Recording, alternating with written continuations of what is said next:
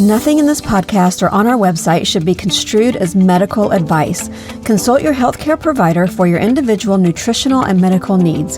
The information presented is based on our research and is strictly that of the author and not necessarily those of any professional group or other individual. Hi, I'm Sue Becker from Bread Beckers. Welcome to Sue's Healthy Minutes. I'm so excited you've joined me today, and I hope this episode encourages you and allows you to find the answers you have been praying for the health of you and your family. Today on Sue's Healthy Minutes, it is time for another It's the Bread story. My guest today is Bonny Hill. Bonny happens to be our new co-op coordinator in Arkansas, and I have a feeling the reason she's the coordinator now is because of what Real Bread has done for her. I don't know her whole story, so I'm excited to hear it right along with all of you listening today. So, Bonny, thank you so much for joining me today. You have quite a story to tell, but why don't you just start by telling a little about yourself and what part of Arkansas you're from in case somebody wants to look you up for the co-op.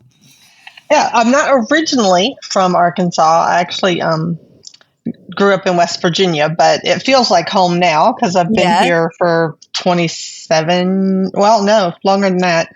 More than 27 years. So, but yeah, we're in Conway, which is just outside of Little Rock. Okay. So pretty much smack dab in the center of the state. Yep. Yeah. So, and you're married? I am. I met my husband when we were in college, and that's pretty much why I stayed. Yeah. Oh, so that you were in college in Arkansas. I was going to say, did marriage move you to Arkansas? Yeah, my parents teased that I got my MRS degree. Yes. Well, hey, you know what? That's sometimes what college is good for. I did graduate from the University of Georgia, but I met my husband there, and we married our senior year. So, you know, some good things can come out of that. So you live in Arkansas. Do you have children? I have two boys, full grown now, so they would say men, but yes, they're 27 is my oldest, Caleb, and my younger son is 23, Conrad. Yeah, that is amazing. What a blessing. Yeah. So one of your friends actually emailed me to tell me that you had an amazing It's the Bread story. So I want to hear, though, first, and I want you to share how you stumbled onto Bread Beckers and this whole milling your own flour journey. What brought you there? Well, there's a lady that I was attended church with, and I just kind of follow. Since COVID, I hardly ever go into the building, but I follow her on Facebook a lot, and she had posted just a short little snippet about doing fresh milled flour and the benefit that she was seeing for herself. Wow. Mm-hmm. And so I reached out to her and said, I want to know more. And her health issues were nothing like mine. Right. But I was just curious. And so I'd like to learn more. Just curious. Anyway, so she told me about what she was experiencing and sent me to your podcast. And it's totally God, because I was like, okay, this is nothing about gluten or anything, you know. And then when I started listening to the podcast, I was like, oh, wait a minute, this is, you know. Yeah. And the more I listened, the more enthralled I became. And I told my husband, I was like, I've got to try this. It just, the more I listen, the more sense it makes. Yeah. And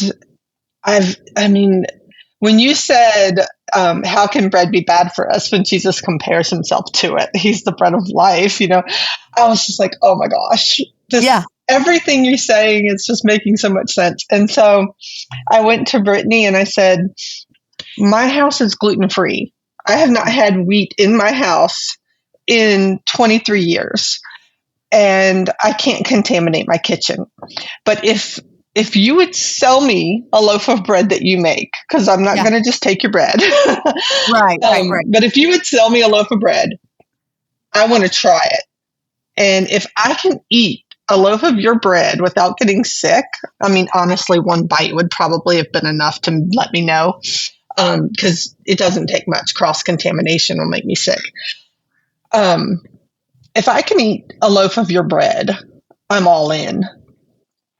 And so I told my husband, I said, I'm going to eat a slice of bread, breakfast, lunch, and dinner every day until I get sick or the loaf is gone.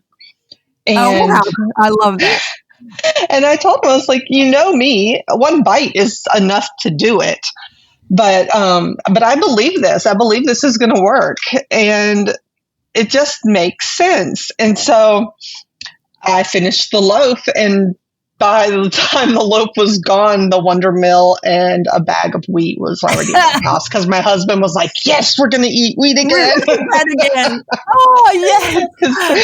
That's amazing. So you had some significant health issues, autoimmune issues for most of your adult life. That's why you went gluten-free. So tell us a little bit about that. What was that health journey like?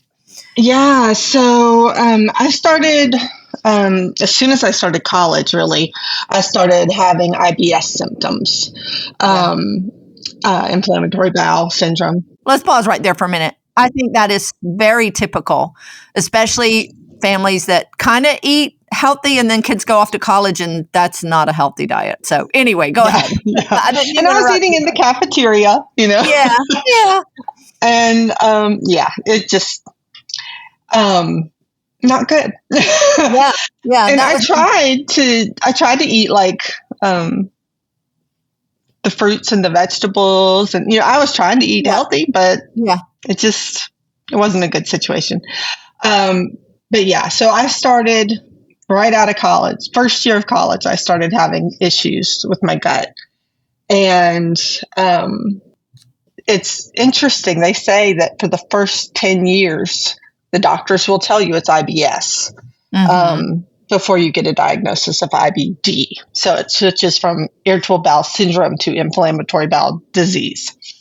That's essentially what happened. That must have been pretty debilitating in college. Oh, well, the doctors never believed me. They always thought I was exaggerating, but I could go a month without using the bathroom. Then be trapped in the bathroom for like 2 solid days. Oh my goodness. Yeah. Yeah. And so, for a month I could go, and then it would be like, oh, okay, I'm just sick for 2 days, Yeah.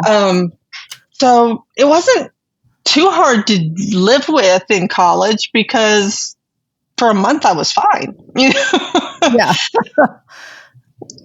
The debilitating part was later when I couldn't leave the bathroom for more than 20 minutes at a time. So, wow. So you went gluten-free in 2001, I think you said? Yes. Now that was after college? Way after. Yeah. I started college in 1990. Okay. So, we got married in 1994, the year I graduated. And that year, I ended up in a wheelchair. Was that due to an accident, or what happened? No. Sorry, I didn't explain that. I started having these muscle cramps, and they were so bad that they were damaging the muscles. Wow. Yeah, and it was literally every muscle in my body. I mean, the digits of my fingers, my eyelids, literally every muscle. Did they attribute that to the irritable bowel? Oh, no, nothing. Okay. They never figured out what was causing it. After we moved, 6 months of living in a new place, the muscle cramps slowly stopped. And I believe that it was the pesticides at the other apartment complex. Just common sense. I have no proof. Yeah. But I believe it was, because when you think about what pesticides do to the pests, they kind of, they look like they shrivel up and cramp up. Anyway. Yeah. Wow. I don't know.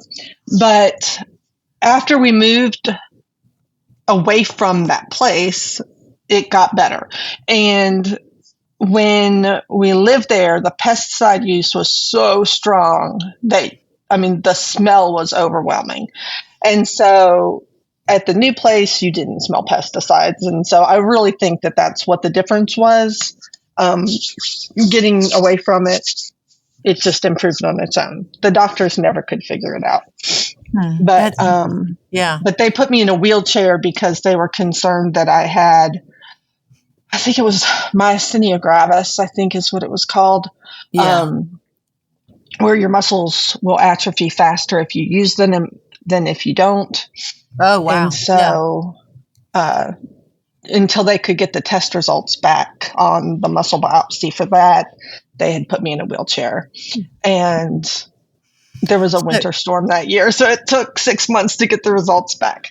Oh, wow. But, yeah. It was crazy. Goodness gracious. Yeah. But it wasn't that. So then they said, get out of the wheelchair and go tone your muscles back up and start using them. Which was really hard to do at first. I can imagine.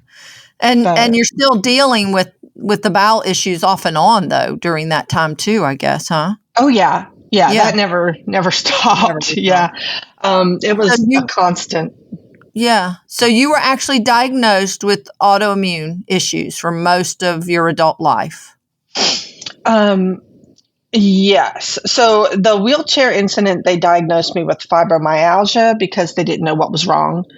And the doctor literally said, it's either something so small within the cell level that we can't identify it, or it's all in your head.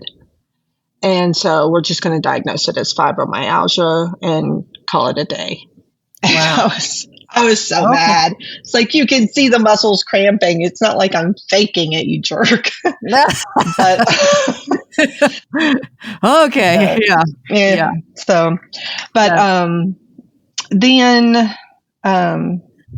with Caleb's pregnancy, I had in 1997. It was wonderful. It was amazing. I absolutely loved being pregnant.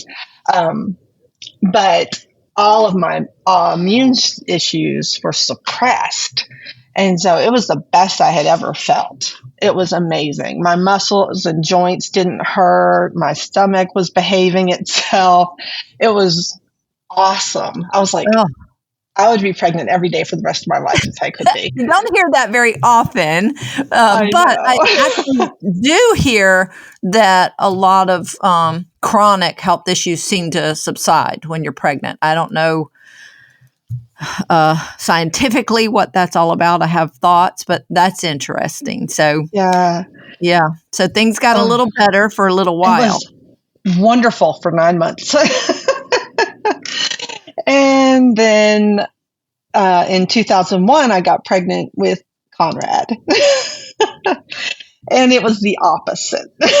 There you go. Okay. Yeah. So apparently, from what just a little bit I've read or heard, is, your body, when it sees that baby, whether it sees the baby as alien or a foreign substance, or whether it recognizes it, it'll suppress your immune system to protect it, or it won't, in which case it amplifies. And so with Conrad, it amplified. And everything got worse. My joints ached, my muscles were mad, my IBD, my IBS became IBD. When I arrived at the hospital to have Conrad, I was at my pre-pregnancy weight. I hadn't gained anything. Yeah, it was a rough pregnancy. They delivered him 2.5 weeks early just to get him out of me. But I did show up to be induced. When they hooked me up, they were like, "Oh, you're already in labor." And I was like, "Oh, good." Because I don't like the idea of taking him early if he wasn't meant to go out early. Right. I'd been praying about it. But I really wanted him out, though. Yes. So that actually happened with both of the boys.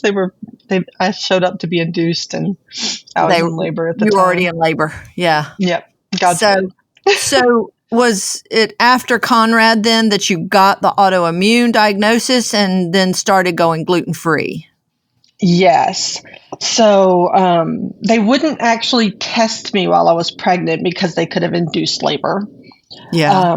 So as soon as he was born, they ran the tests and diagnosed me with ulcerative colitis and threw a bunch of medicine at me, and none of it helped.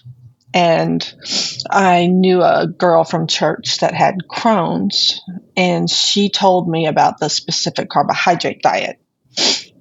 I don't know if you've ever heard of that or not, but essentially you avoid any complex carbs.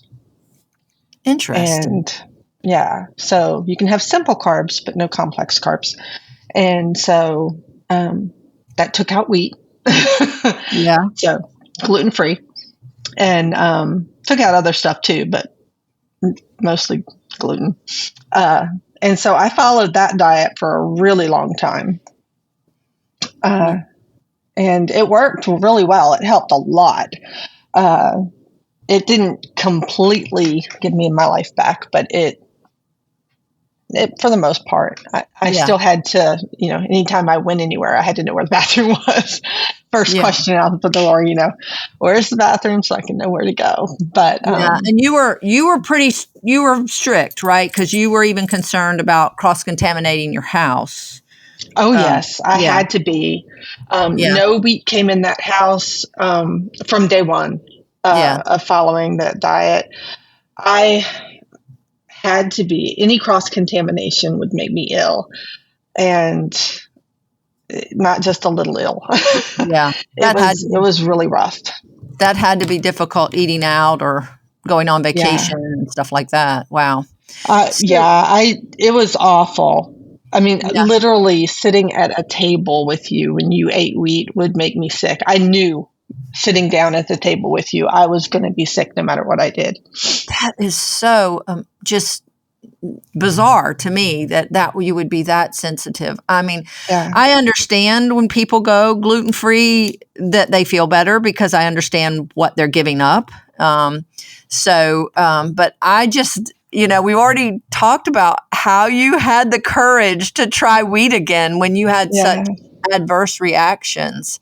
So that's amazing that you got your friend to make it for you and went to her house. Now, did you bring the bread to your house to eat it, though? You did? Oh, no. Her husband dropped the loaf off at my house. Yeah. Okay. Yeah, I was willing to bring the loaf in. I just wasn't willing to bring the flour. Right. Breadcrumbs are hard enough to clean up. Flour spreading everywhere would be a nightmare. Wow. I could never get that out of the house. So you said before you finished that loaf of bread, you already had your mill and bread machine, your Wonder Mill and bread machine coming. I think day 3, my husband had already bought the mill and the bag of grain. He was so excited. He was like, you ate 3 slices. I believe it's going to work. Yes. He was so ecstatic.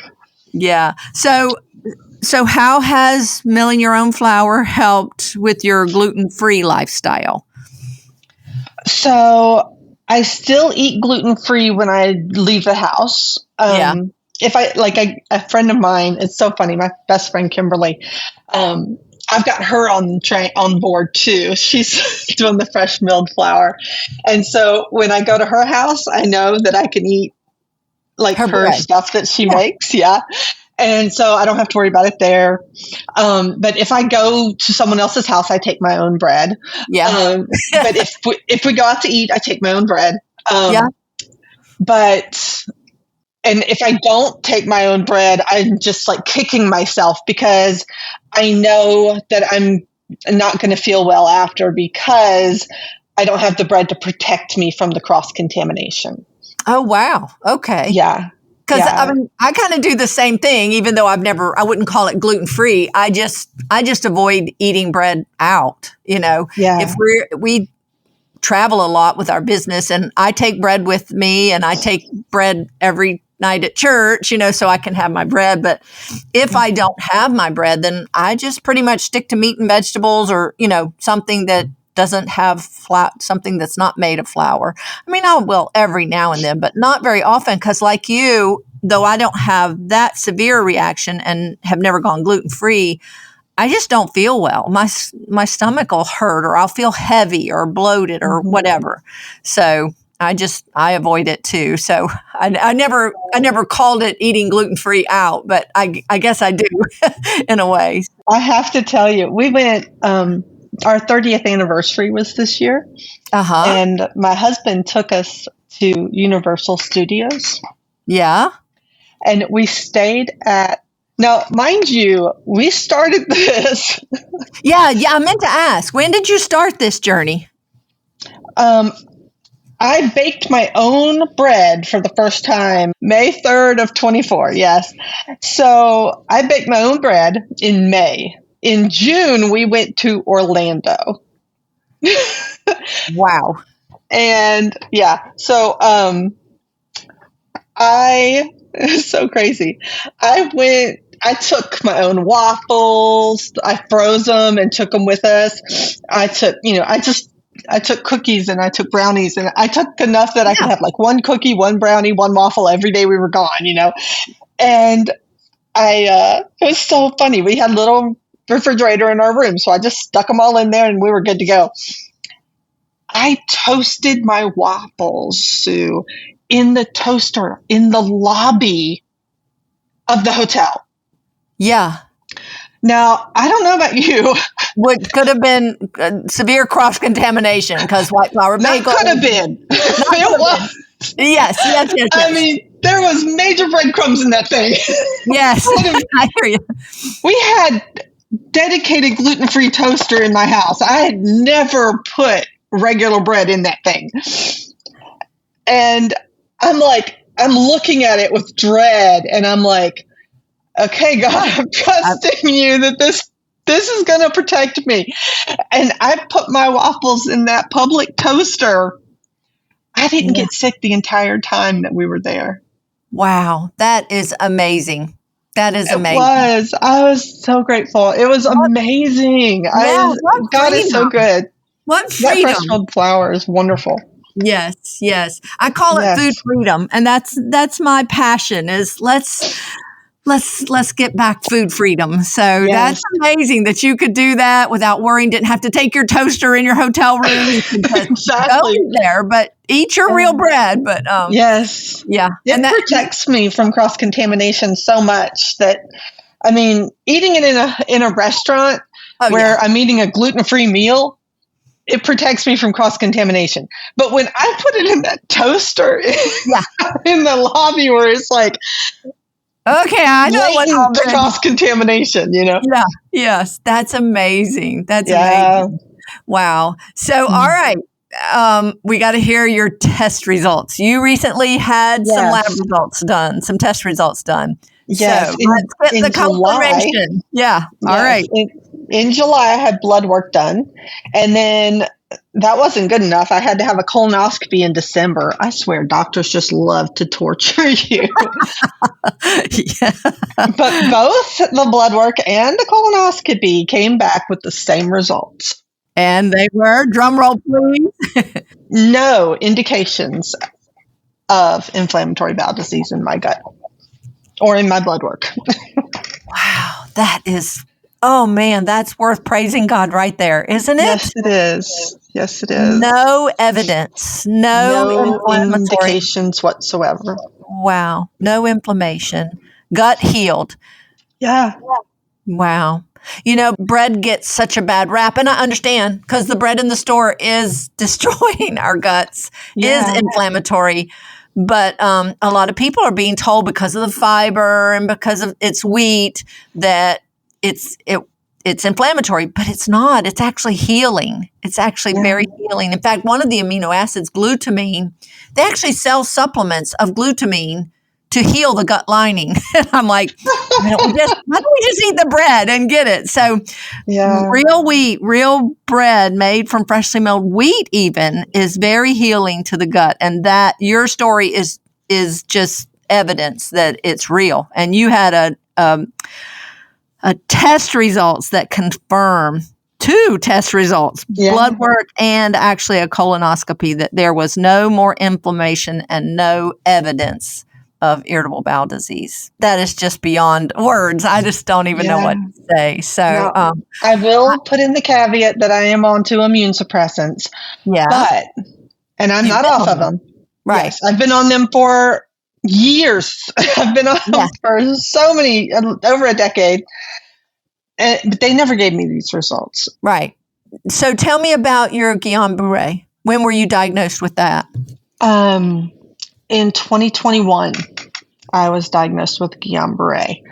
And I had, thankfully, I had a very slow progressing Guillain Barre. It can hit, are you familiar with Guillain Barre? Yes. So you became paralyzed, right? Thankfully, no. Okay. It can hit fast or slow.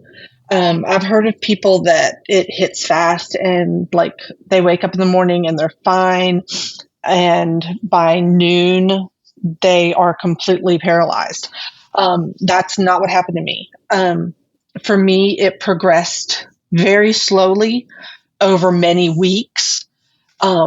And so it was, it starts at your toes and your fingertips and works its way into your center. So it goes periphery to central.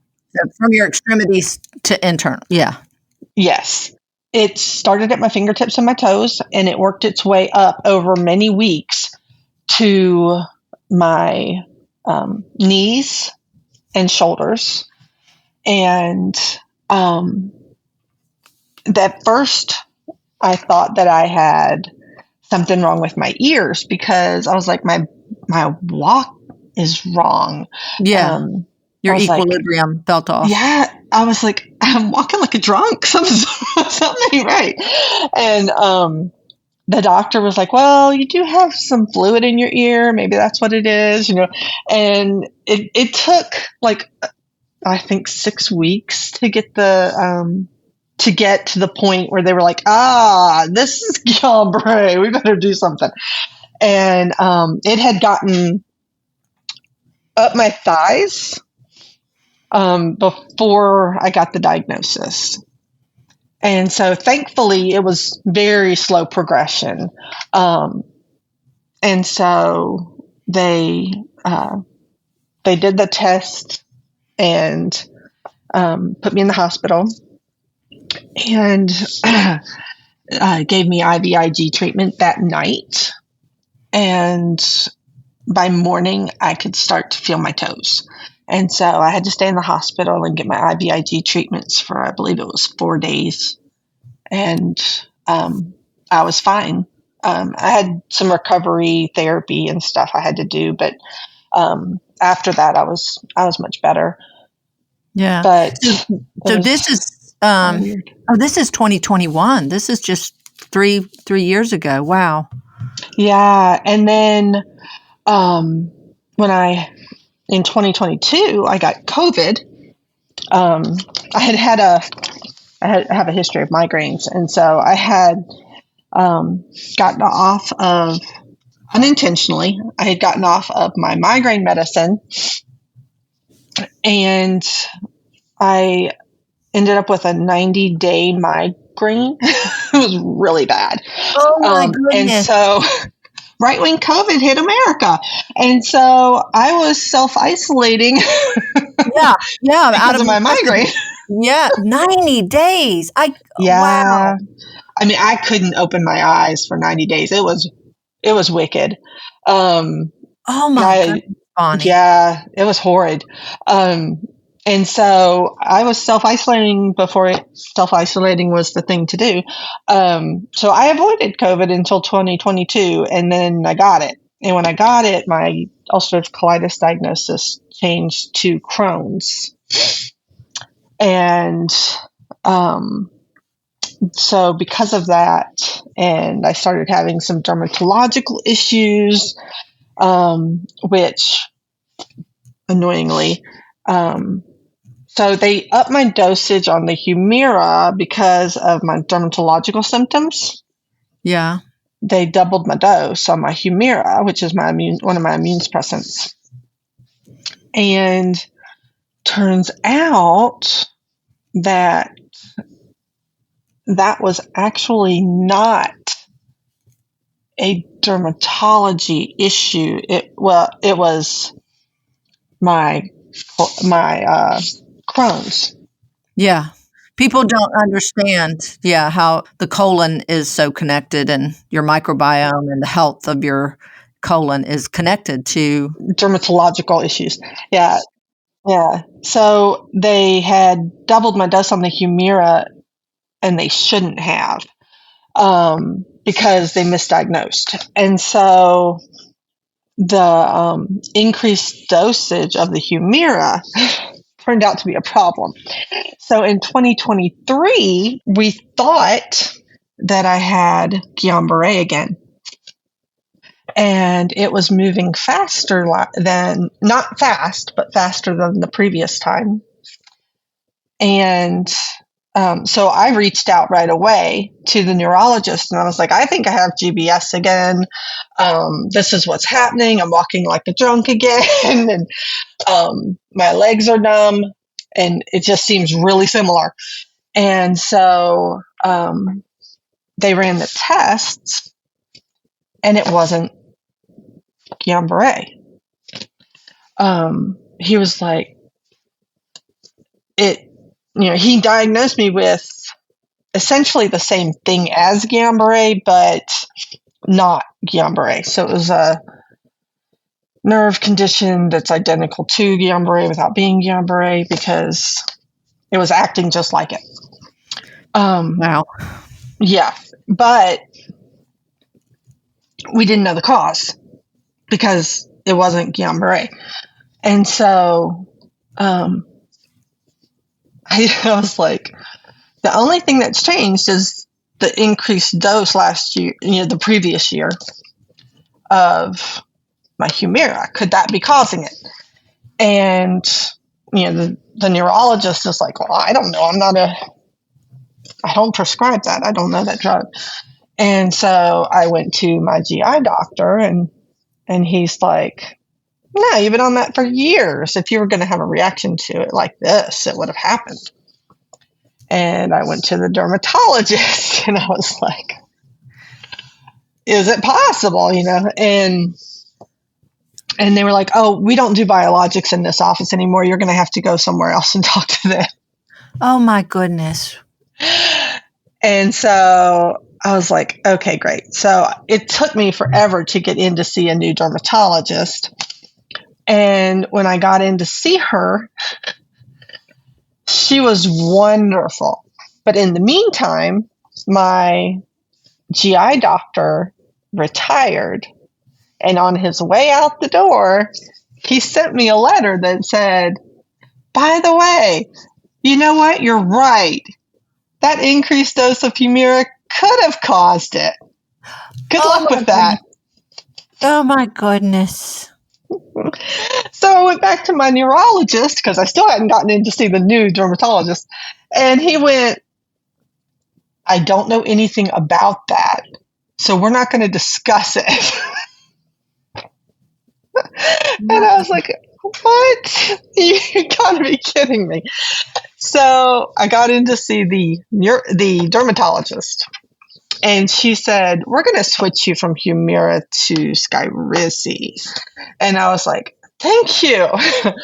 And she goes, but I can't be the one to do it, because you need a dose for Crohn's, not for a skin condition, because it was a misdiagnosis and they should have never put you on an increased dose of Humira in the first place. Oh, my goodness. Well, so back to the GI, and he had retired, so I had to see a new GI, and it was a nightmare. But thankfully, the new dermatologist was willing to work with the GI office to find someone willing to write me a prescription until I could see the new GI. Oh, it was awful. But what a merry-go-round. Oh my goodness. Yeah, it was dizzying. Yeah. We got it figured out. I had to take the IVIG treatments again because we didn't know what was causing it. And so I took the treatments until we figured out what was causing it. And as soon as I got off the Humira, I didn't need the IVIG treatments anymore. I couldn't get off the IVIG treatments as long as I was taking the Humira because the symptoms kept coming back. Oh, my And goodness. the first go round, the 4 or 5 treatments was enough. I was done like you're supposed to be. But this time I couldn't get off it.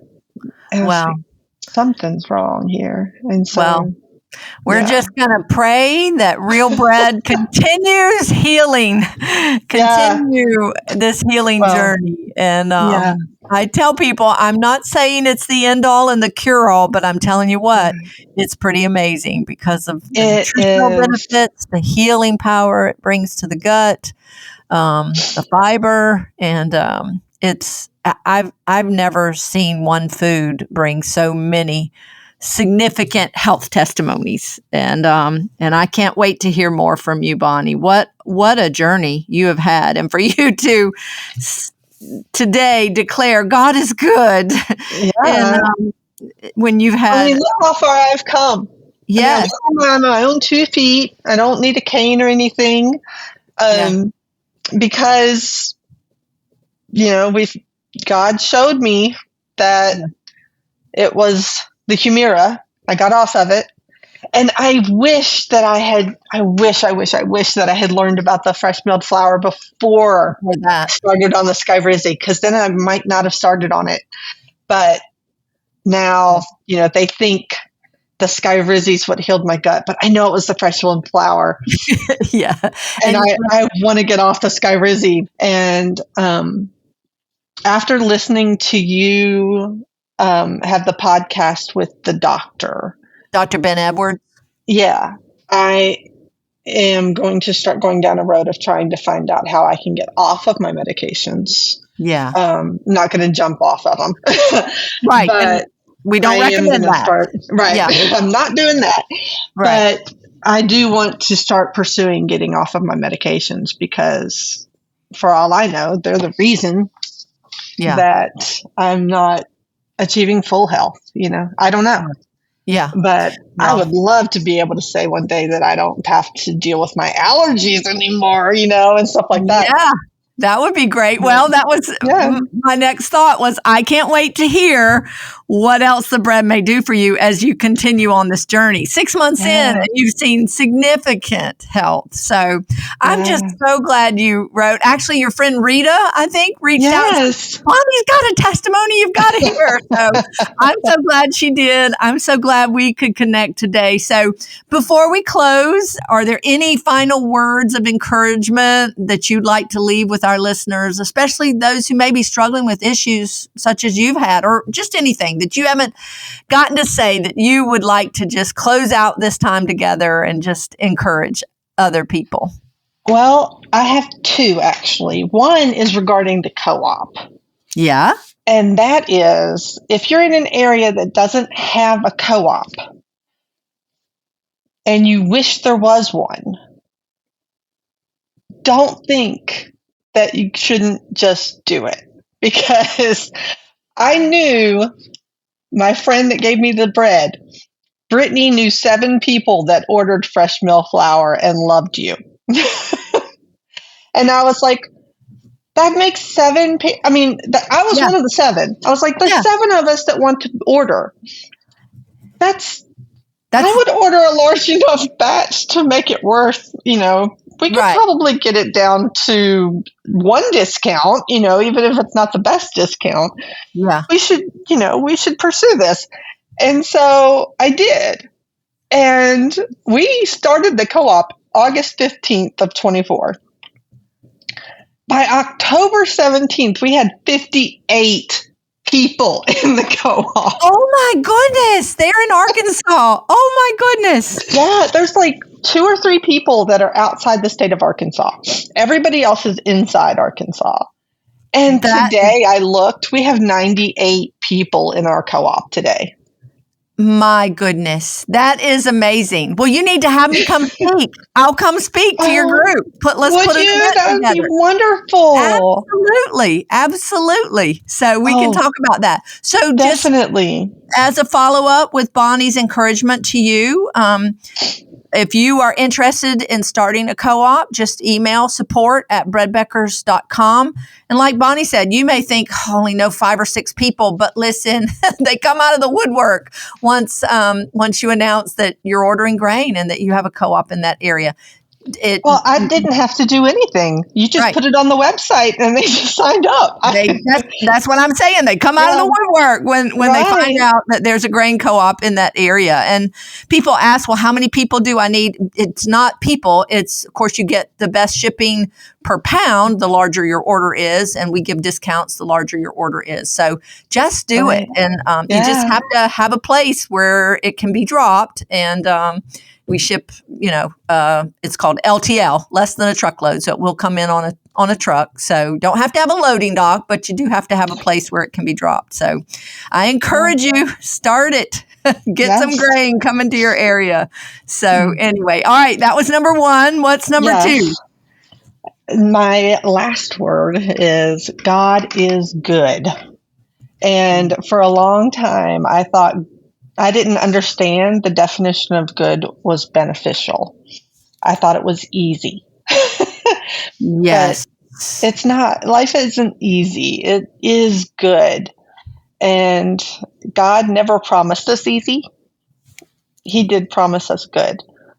And God is good all the time. And all the time, God is good. It is His very nature. And when life looks hard, that doesn't mean that God isn't good and He's not going to, work it through. And I am so grateful that He introduced me to you through Brittany, Rita's daughter-in-law. That's the connection. That is such a good word, Bonnie. Thank you for sharing that. And I even needed to hear that today. So God is good. That doesn't mean easy. It's beneficial. And the scriptures tell us that He works everything for our good to those who love Him and are living according to His plan. So I love that. That is precious. So I am just rejoicing with you that God has brought you what I call food freedom and relief from symptoms. And like I said earlier, I look forward to hearing more of your bread journey because I think it's only going to continue to get better. And I'm going to pray towards you being able to come off of those medications correctly and in time. So we're just going to believe for continued healing. So thank you so very much for joining me today, taking time out of your busy day. We're all busy. Isn't that terrible? We're all busy. But I just thank you for sharing. And for everyone listening, I hope that you are as encouraged as I am. This is Sue Becker from Bread Beckers with Sue's Healthy Minutes. Sue's Healthy Minutes podcast has been a presentation by the Bread Beckers Incorporated located in Woodstock, Georgia. For more information, store hours, and learning opportunities, visit breadbeckers.com and follow us on Facebook and Instagram. Make sure to subscribe to this podcast and never miss an episode. Share this with 2 friends who would benefit from this information, and be sure to join us again next week for more of Sue's Healthy Minutes.